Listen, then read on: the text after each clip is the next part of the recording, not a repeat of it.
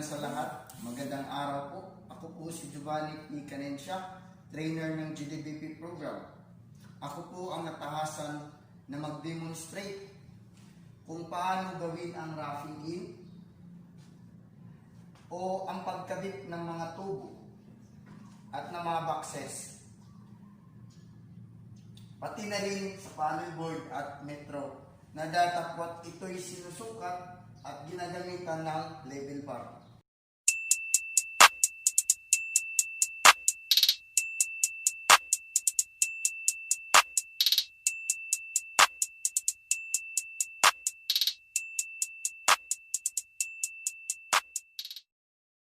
Po pala yung plan layout po natin. May single pole po tayo switch na kinokontrol ang isang ilaw at may 2 3-way switch na controlled po yung isang ilaw at 2 gang outlet. Tapos dito po sasagawa po natin kung paano po ikabit lahat-lahat ng mga devices. Ito po, inuuna ko po, sinusukat ko po yung sa panel board po natin. Dapat po sa panel board po ay may 5 feet ang taas. Tapos po, dapat po ay nasa gitna ng panel board ang sukat po niyan. Yan. Sa standard po kasi, 5 feet po dapat ang sukat natin sa height po ng ating panel board. Tapos, ito po ay standard po na height kasi ang size po ng Pilipino ay hindi medyo taas, hindi rin medyo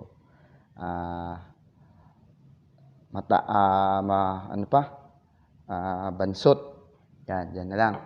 Tapos yan po, ginagawa ko po dito ngayon ay kinukuha ko po yung gitna ng panel board para po yung natin 5 feet ay masinter po natin dyan.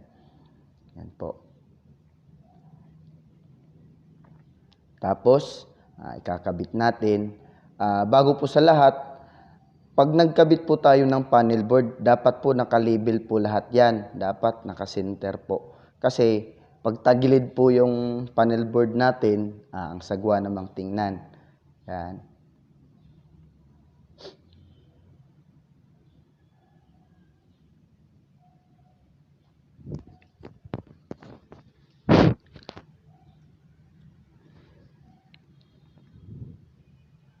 Marami po tayong dapat na alalahanin sa pagkabit niyan. Kasi pag in-screw nyo po agad yan, tingnan nyo po uli yung sukat. Tapos paalala po uli, dapat label po. Gaya ng ginagawa ko, lilabel po natin yan. Dapat nasa center po ang labeling. Kasi para mas maganda tingnan po yung trabaho natin, hindi tagilid.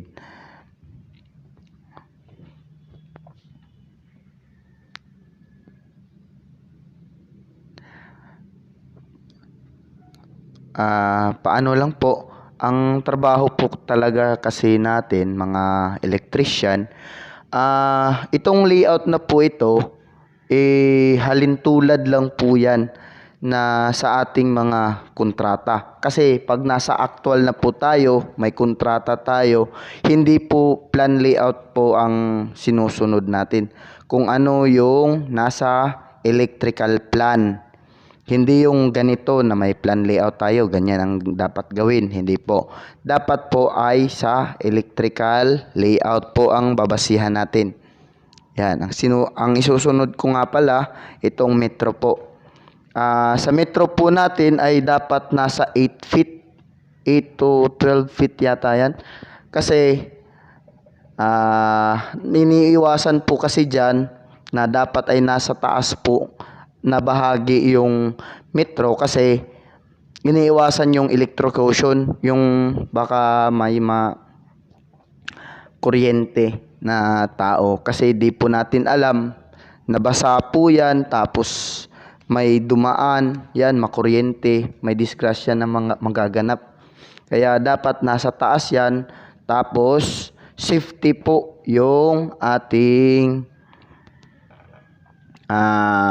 ginagamit na mga materyales. Babalik ko po. Ang pagwa-wiring po, dapat po kung ano ang design, yun po ang gagawin natin. So, sinusunod natin yung electrical layout. Kasi sa electrical layout, bago po yan ginawa, ay nakaplano na yan. Tapos, bago po yan pinalabas po, tapos, bago po gagawin, chinecheck po yan ng engineer. Lahat-lahat po yan, load computation, tapos yung design, naka-check na po yan lahat sa engineer po. Kaya safe po yan. Tapos dapat po ganing honest po tayo sa ginawa natin na dapat safety po. Dapat pag pinasok po natin yung mga wire sa mga tubo, dapat walang mga sugat-sugat. Tapos hindi po yan pinagdudugtong. Paalala lang po, pag pasok po tayo ng wire sa tubo, dapat po walang putol. Straight po dapat yan. Dito naman po, balik po tayo sa layout natin. Kakabit ko na po yung junction box. Susunod po yan.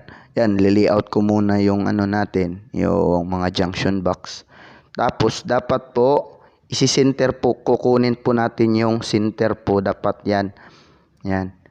Isi-center natin yan ang ating linya. Tapos yung point to point ng ating junction box dapat naka-center din po. Kasi pag ang sukat po, hindi po yan sa end to end ng junction box. Sa center po dapat ang kinukuha dyan. Yan, ganyan po yung ginagawa ko. Distance po ng ating junction box.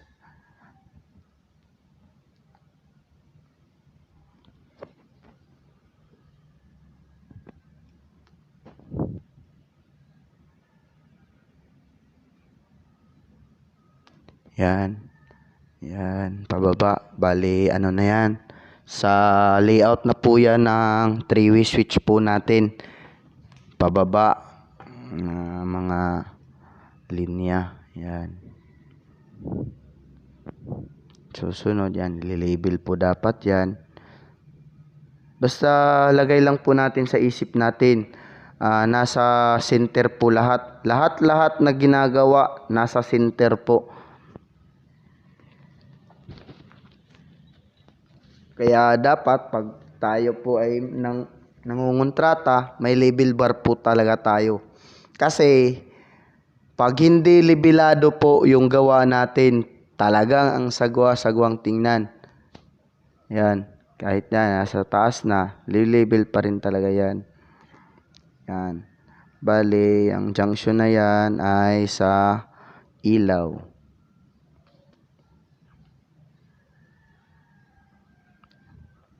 Ganyan po ang ginagawa pag nagle-layout. Yan. Li-layout mo muna yung ginagawan mo na board. Paalala din po pala, kung ano po ang ginagawa ko dito, ito po din ang gagawin nyo sa in situ nyo. Pero hindi po katulad na ganyan ang layout po. Sa naalala ko lang po, hindi po tubo lahat na PVC ang ginagamit. May part po dyan na EMT or REC ba ang ginagamit. Kaya, ang ginawa ko lang ay hinalintulad ko lang yung layout po. Yan.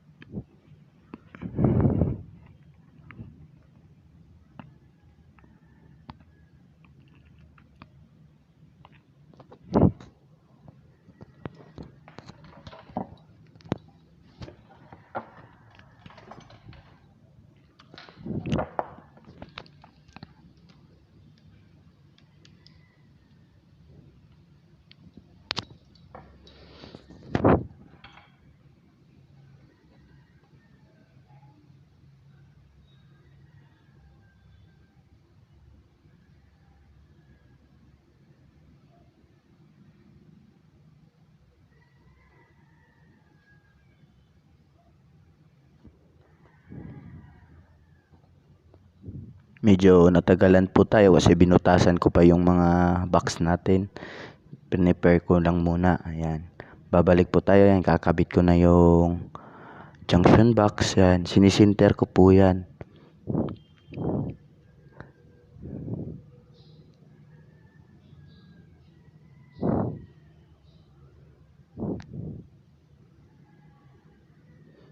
Tapos, pag naikabit na po natin yung junction box, dapat ay libilado pa rin po yan. Yung magkabilaan.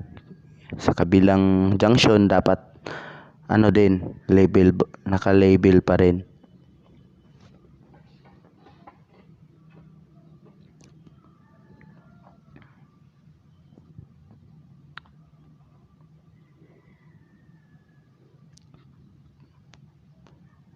Kasi pag nag-in situ po kayo, dapat po dino-double check nyo po yung gawa ninyo. Kasi pag screw nyo na po yung mga junction box, nagbabago po kasi yung posisyon yan eh. Lalo na pag nahigpitan nyo na. Dapat ay dino-double check nyo. Nilalagyan nyo ng level bar para ma-move nyo uli bago nyo i-fix yung junction box. Maging maingat po palagi kasi sa assessment, sinusukat yan, nililabel, tapos inaalog-alog yung junction box kung hindi ba fix ang pagkalagay. Dapat po palagi fix po talaga yan. Hindi po maluwag. Kasi pag ginahalin tulad natin yan sa actual na may kontrata na kayo, pag hindi po yan naka-fix, halimbawa naka-buried yung yung concept po natin sa pagwa-wiring. Pag binuhusan po natin ng semento yan, naaalog yung junction box natin, hindi naka-fix. Talagang papasukan po yan ng masa, yung semento. Kaya pag tinanggal natin yung plywood o yung forma sa slab natin, wala tayong mapapasukan ng wire kasi hindi naka-fix. Napasukan ang loob ng junction box natin ng semento. Kaya dapat po palagi po tayo naka-fix po ang ating trabaho. Hindi po yung maluwag lang. Ganyan po talaga ang inaalala dapat palagi natin pag nagtatrabaho. Always safety at be honest po sa trabaho para masatisfy po natin yung may-ari na nagpapagawa sa inyo. Kasi pag hindi po nasatisfied yung customer po natin, halimbawa may kontrata na tayo, hindi natin yan nasatisfied, sa susunod po hindi na po yan babalik. Kasi sasabihin yan, ang pangit nitong gumawa, ganyan. Tapos hindi safe yung gawa niya. Kaya hindi na kayo mauulit na kukunin niya. Kaya dapat po sa ganyang trabaho, naka-safety po palagi. Tapos honest po tayo, walang mga teknik-teknik na ginagawa na mga magic. Yan, kinakabit ko na yung pang-apat na junction box. Dapat po kasi kakabit nyo muna yung mga boxes, lahat, mga utility. Sa layout po na pinakita ko kanina, ay dapat po iaano nyo po yung mga boxes natin. Lalagay lahat. Kasi pag nag-laying na tayo ng mga PVC tubes o PVC conduit, kung kulang-kulang, hindi pa po nakalagay yung nakalagay yung mga junction box at utility box natin,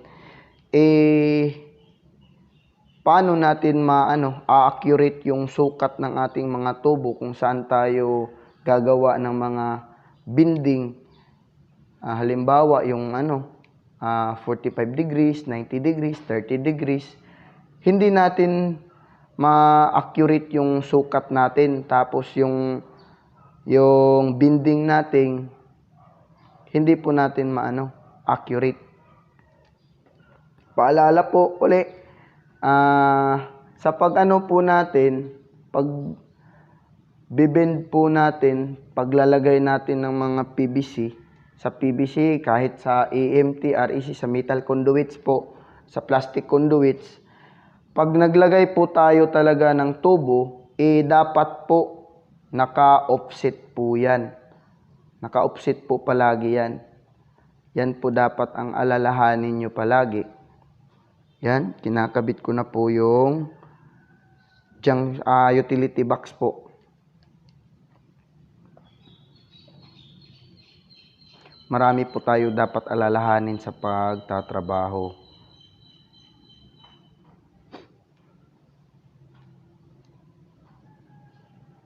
Take always safety. Safety lang po dapat palagi.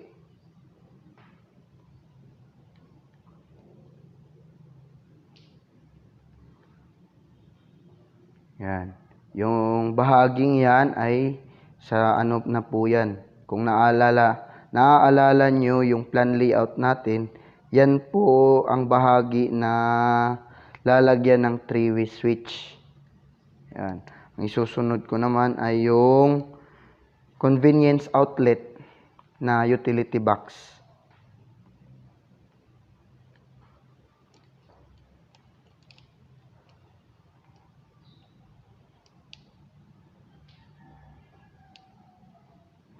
Yan. Lalagyan na po natin ng PVC conduit. Yan. Susukatin ko na po.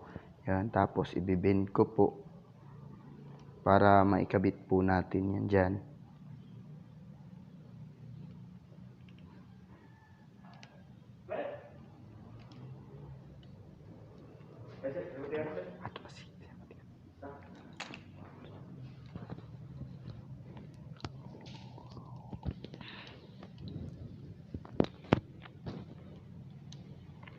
Yan, ibibend ko na po yung PVC pipe po natin.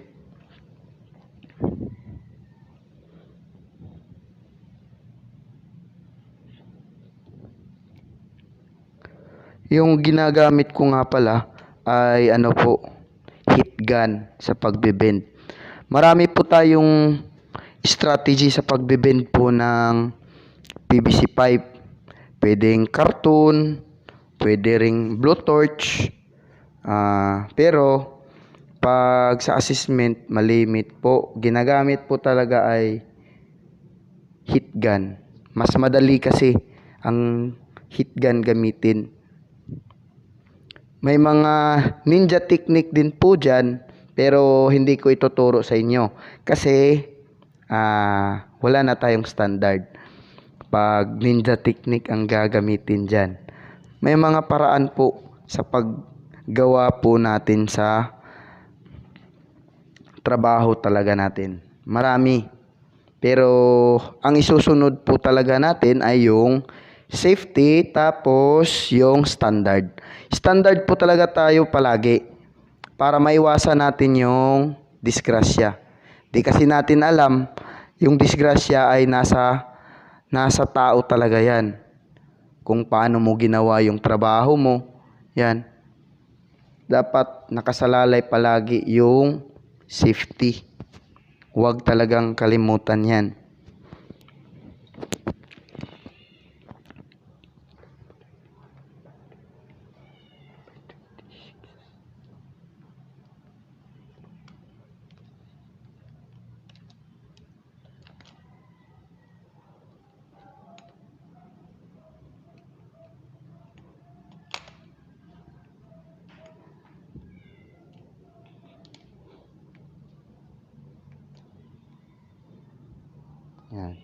Pag tapos na, kakabit, naka-offset, tapos yan, lalagay na. Tapos, para po ma-fix natin yung PVC po natin, ginagamitan po natin yan ng clip, PVC clip o PVC clamp. Yan po. Yan, naka-offset na po to. Yan, kakabit ko na. Tapos, lalagyan ng PVC clamp. Marami po tayong klase ng clamp. May metal conduit strap po tayo. Ano pa, marami po.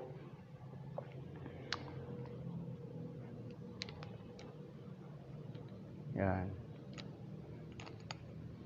Papako na natin para ma-fix. Hindi na siya aalog-alog. Susunod, yung kabila naman, susukatan. Tapos, ang susunod, ibibend. Puputulin po. Tapos, ibibend. I-offset lang po natin to kasi straight lang po yung ano natin, yung layout. Naka-straight lang. Tapos, ang gamit ko nga po pala ay PVC pipe cutter. Para lang po siyang gunting.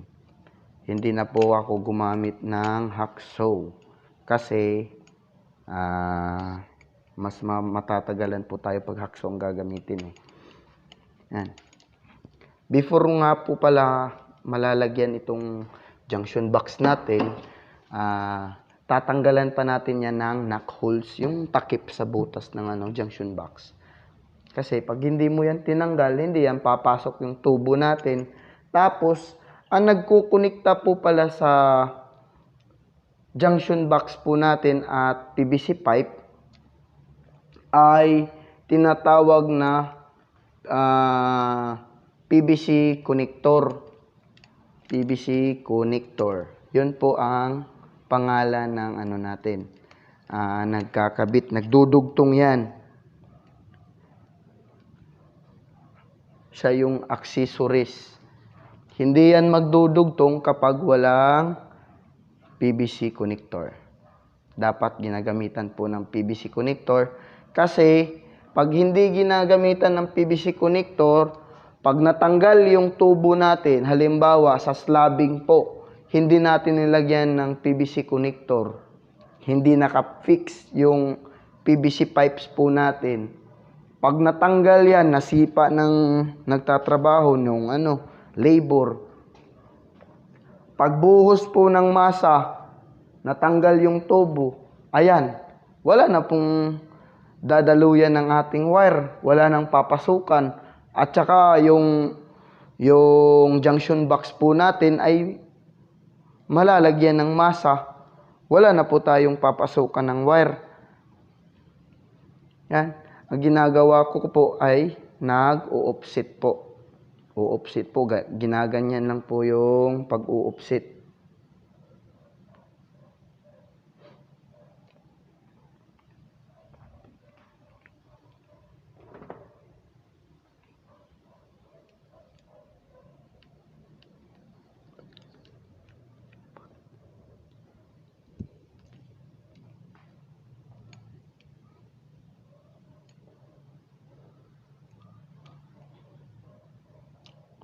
Ang electrical po ay madali lang. Basta naisaulo nyo po yung connection, tapos yung mga uses, kung ano ba dapat ang gagamitin dyan, ano ba ang gamit nyan. Yan lang po dapat ang isasaulo nyo. Tapos, sasaulo nyo yung safety. Pagbasa nyo sa electrical plan, yan. Dapat maisaulo nyo yung electrical plan. Kung saan banda ilalagay ang ganyan, ang design niya. Dapat iisipin nyo palagi. Isasaulo nyo yan.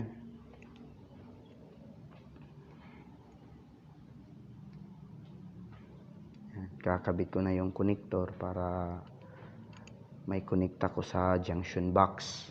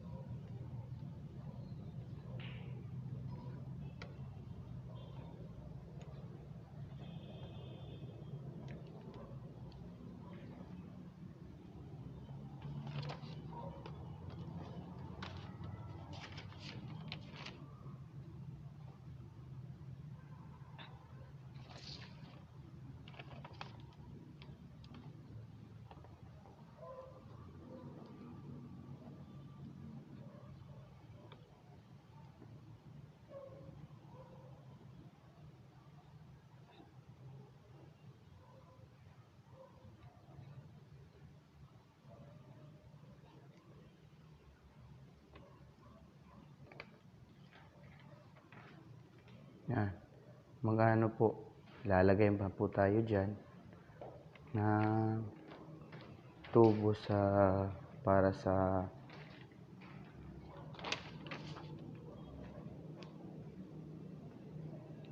three-way switch po natin.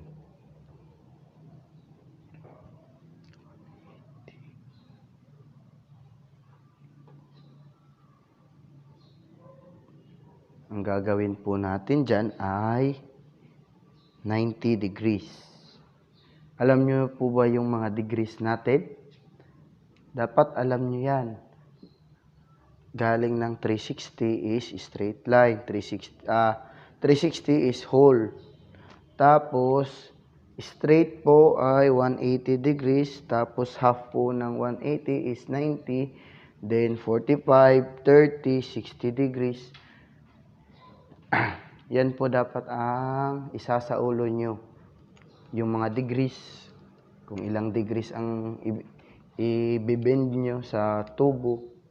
Yan.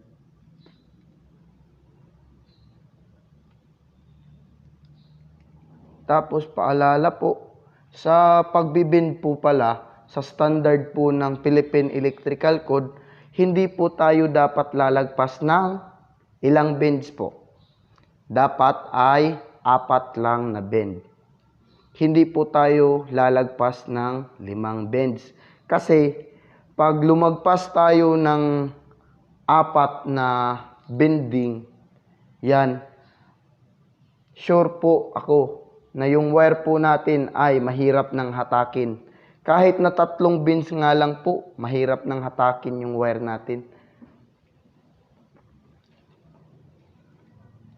Kaya alalahanin nyo rin kung ilang quarter bends lang dapat ang ilalagay natin sa tubo natin, sa isang tubo.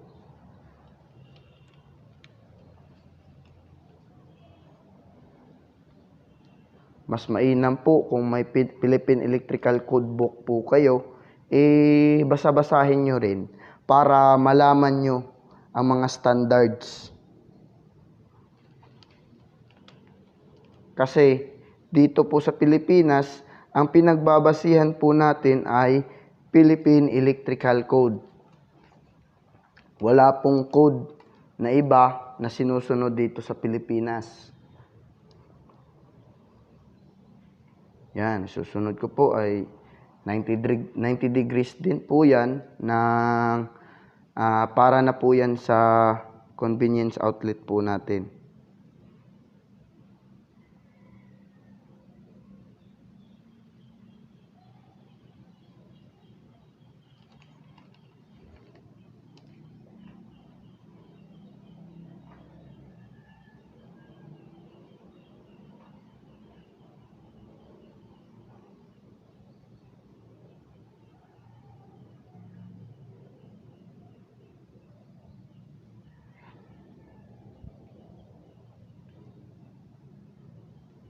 Always safety, baka yung daliri po natin yung maipit ng PVC pipe cutter, talagang putol po talaga yan.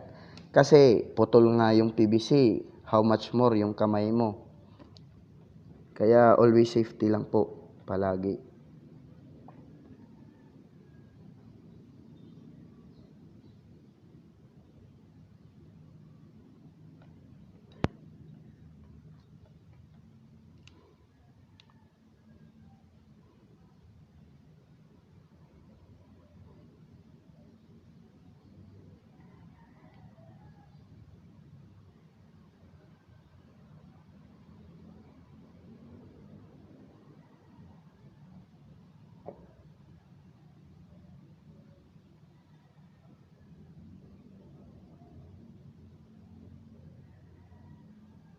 Ayan, kakabit ko na para fix po talaga. Ilalagyan po yan na ang nilalagay nga po pala pag metal po, yung metal connector po na may may lock nut tsaka bushing. Ayan. Yan po ang ginamit ko. Makikita nyo po. Ang ginamit ko ay metal connector.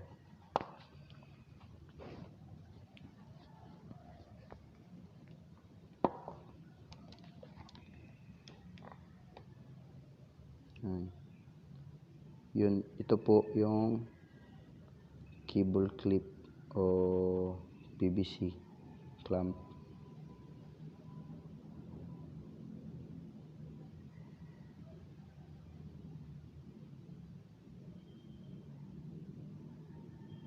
Sunod natin yung pangpababa. Ito ay maiiksi na po. Hindi na po natin yan i-offset. Pwede po diretso na po yan na ilalagay natin. Pero pag ano po talaga, pwede rin naman po itong i-offset. Kaso maiksi na po yung tubo dyan.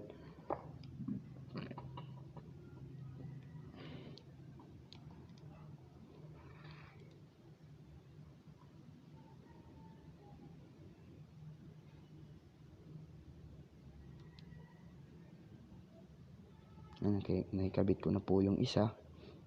Sa kabila naman. Susunod po natin dyan ay yung 90 degrees galing ng panel board to junction box. Yan, may sa gitna pa. Yan, lalagyan po natin yan. Kasi dyan dadalo yung traveler po natin. Yung traveler po ng source natin yan.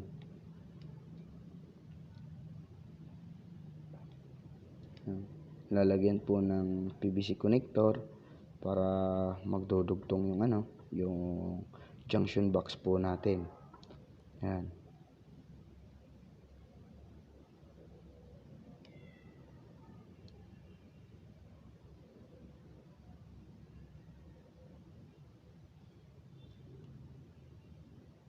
Madali lang po ang electrical. Kaso dapat yung responsibility mo ay naalala mo talaga palagi. Kasi pag nag-wiring kayo, susunod natin itong 90 degrees ng panel board. Kasi babalik ko po, kasi ang responsibility po talaga ng isang electrician, pag natapos niyo po ang isang kontrata, hindi po yan agad-agad ay sasabihin na tapos na po kayo. May responsibility pa po kayo dyan na 3 years. After 3 years, yan, wala na kayong paki dyan kasi lumagpas na sa limit na 3 years yung trabaho mo. Kasi within 3 years, halimbawa 2 years pa lang yung trabaho mo, tapos nasunog, walang ibang ikiklaim po ay ikaw yan. Kasi ikaw ang may gawa. Kung sino yung nakapirma sa electrical plan, siya yung ikiklaim. Ikaw ang mananagot kung ikaw ang nakapirma sa electrical plan. Yan. Babalik po natin sa roughing in natin activity. Yan. Naikabit ko na po yung 90 degrees ng ating panel board to junction box. Yan. Yan, okay na po. Tapos na po yung natin.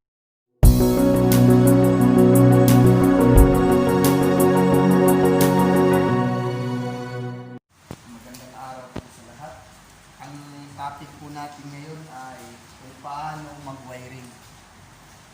Ang pag-wiring po ay mahalaga po sa lahat. Kasi wala pong supply, walang iilaw, tapos walang connection yung bahay natin, building o anuman dyan, basta walang wire. Kaya i-demonstrate ko po kung paano mag-wiring. Yan. Ayan po. Unang-una po sa lahat ay tatanggalin po natin ito ng terminal cover, yung ating metro.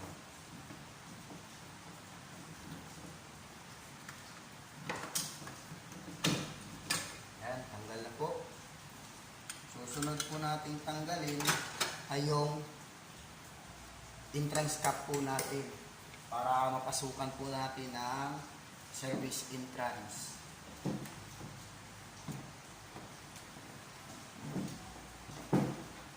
Sa service entrance po natin, ang dapat po, ginagamit po natin na wire ay yung number 8. Standard po talaga yan. Number 8 yung service at entrance natin.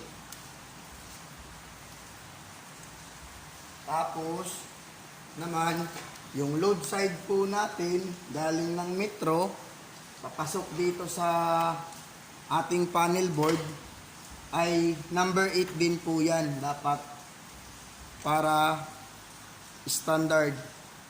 Tapos, ang ginagamit po natin sa lighting branches, mga wire po na ginagamit sa standard po na number po ay number 14. Tapos, yung sa ating mga outlet branches naman, kahit special load yan o convenience outlet lang, ang ginagamit po natin dyan ay number 12. Yan po. Nasukatan ko na po itong para sa service entrance po natin. Papakita ko na lang po kung paano po pinapasok yan.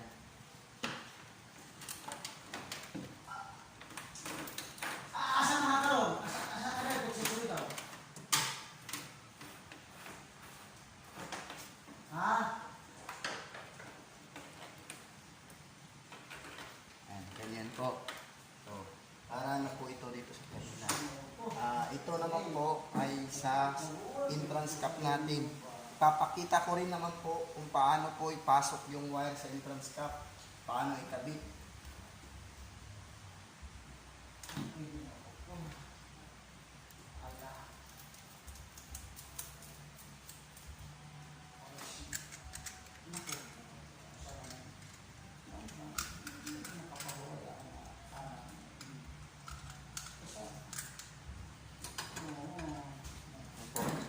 Kinalas ko po, ganyan po yan ang hitsura niya.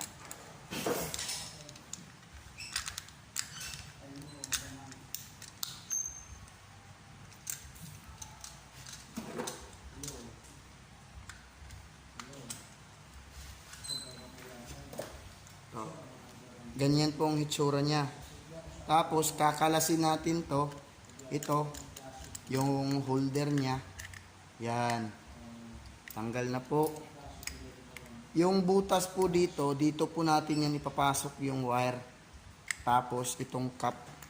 Ang purpose nga po pala nitong entrance cap natin ay para hindi po mapasukan ng tubig yung tubo natin, yung flexible o yung entrance tubing natin.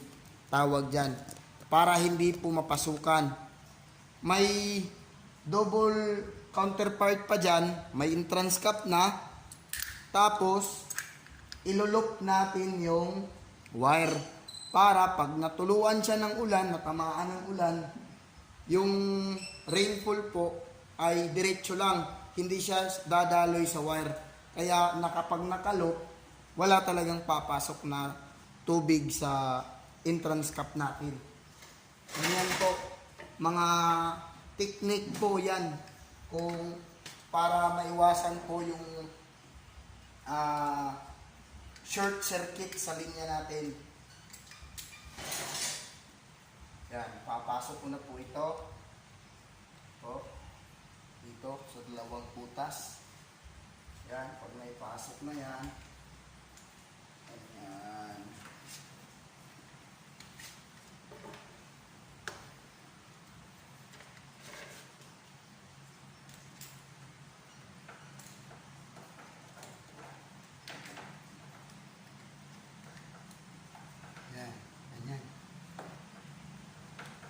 Tapos, susunod po ito.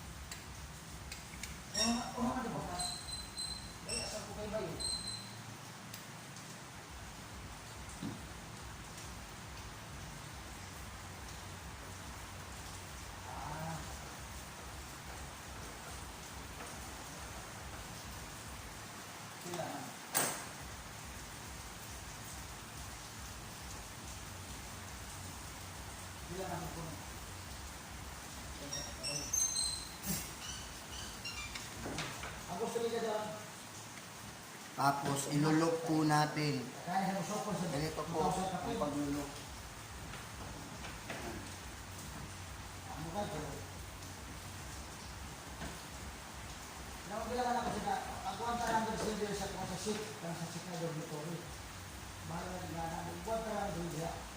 Ganun po. Na, yung isa naman po ilulok din natin.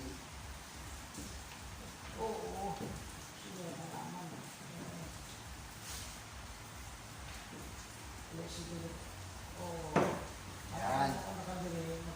Nakalok na silang dalawa. Ganun po. Susunod po natin na yung dito. Patungo dito sa panel board natin. Yan po. Ito. Papasok ko po dito sa baba.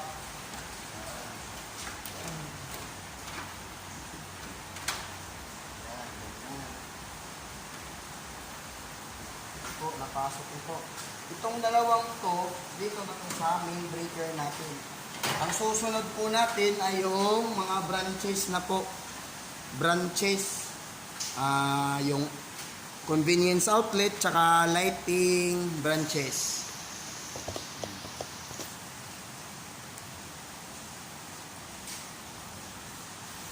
Yan po. Masukatan ko na po itong sa convenience outlet po natin. Yan. Ito po yung wire niya, number 12. Papasok ko na po dito. Ako ang mag-fixan mo kung saan mong schedule. Sige, fixan ako sa iyo mo. Luko ito. Oo. At ito na lang sa kuhaan, kung dito mo ka na, pato na lang dito sa kanang bed, dito sa may makatumakuha. At yung primero, hindi kong takita, kaya dito na lang dito.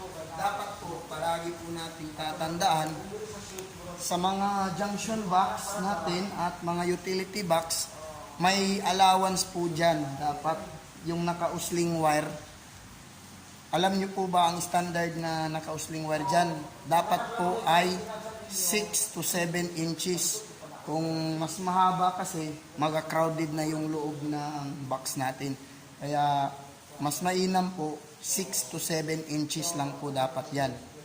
Kaya ayun po, napasukan ko na po yung convenience outlet po natin. Yan. Tapos, ang allowance po natin dito ay yan, 6 inches po yan. Ang susunod ko po ay yung lighting branch natin. Yan, ito na po. Ito na po yung wire natin na number 14. Ito na po yung para sa lighting branch po natin. Ito po yung supply na galing sa circuit breaker to supply sa ating mga devices. Ito po, papasok ko po.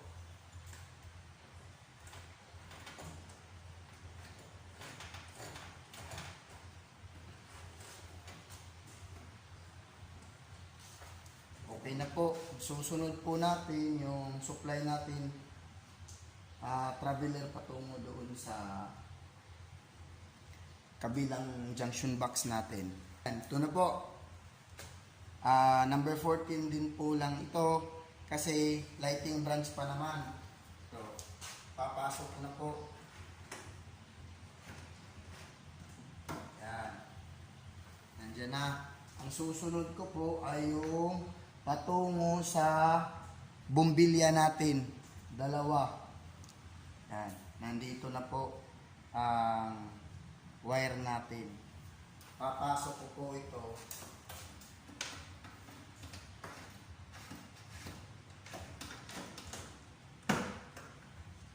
Yan.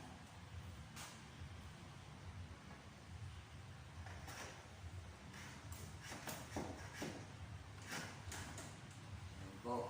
Okay na po. Ang susunod naman natin ay yung para sa mga switches. Sa single pole switch, ito, yung primerong utility box, tsaka dalawang 3-way naman, ito, tsaka ito. dalawang three-way yan. Yan, silang dalawa. Papasukan natin po yan ng wire.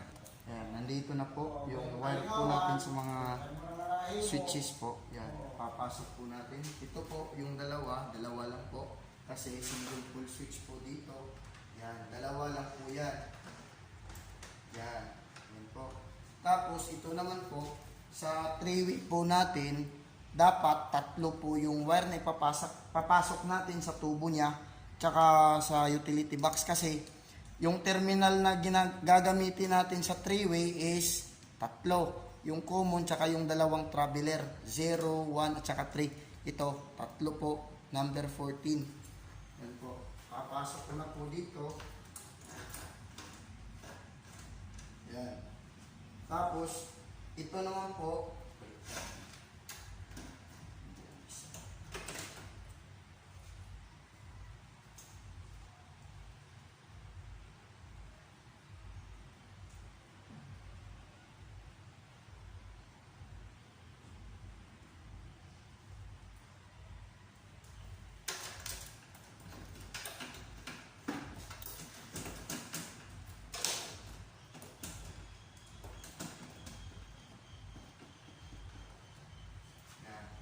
pasok ko po. Dito naman po sa kabila.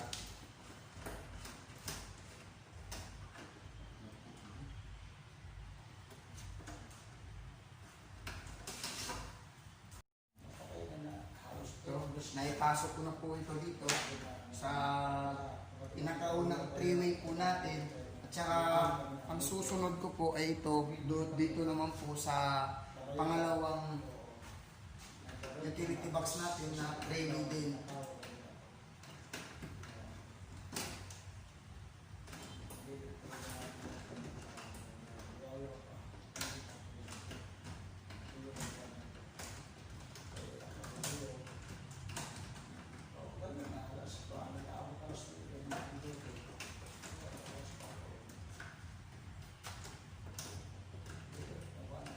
Up with it, girl. Rock with it, girl. Short the meat, girl. Bada bam bam.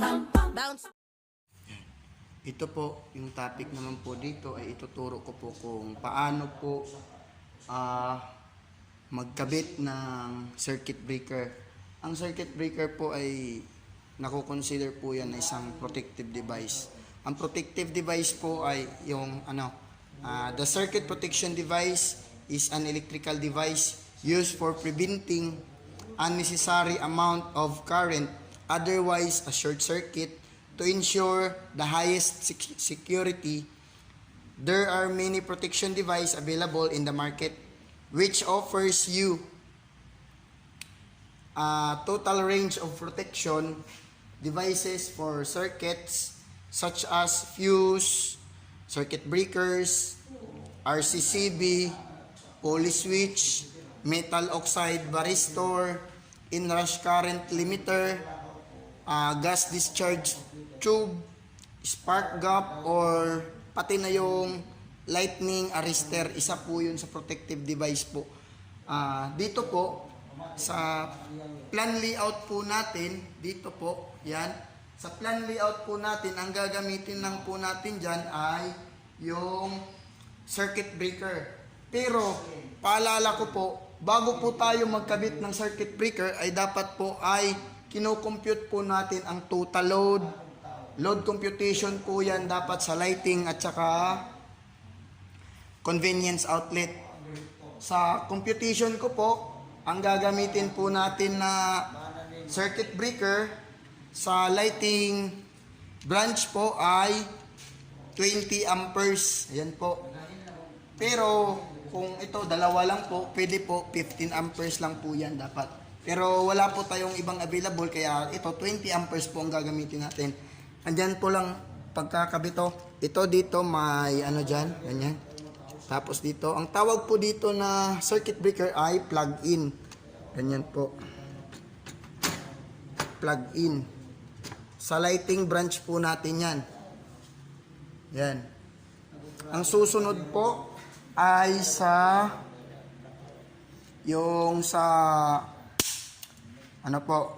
convenience outlet po natin. Sa convenience outlet po, Dapat po, compute po natin kung ilang watts ang appliance po natin. Tinatawag po appliance load po yan. Dapat compute po natin yan kung ilang amperes ang kinakailangan niya. Tapos additional ka ng 25% at dito mo siya i-refer kasi pag mas mababa yung circuit breaker mo na ginagamit mo sa appliance load mo, talagang magti-trip to kasi iinit to eh. Kaya dapat may 25% allowance yan. Ito, ang purpose lang po nito, pag mag-short circuit, tsaka overload circuit. Kaya ganito po ang pagkabit niyan. Dito may, dito, tapos ito. Ganyan.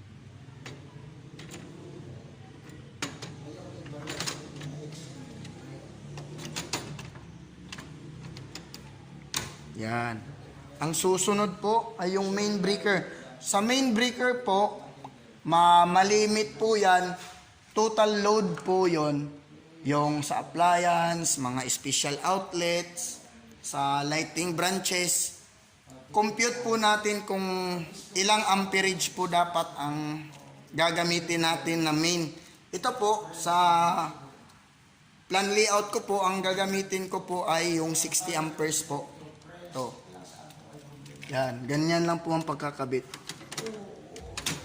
Yan. Ayan na po ang ating protective device na circuit breaker. So, dito na po nagtatapos ang ating demonstration about protective device. Salamat.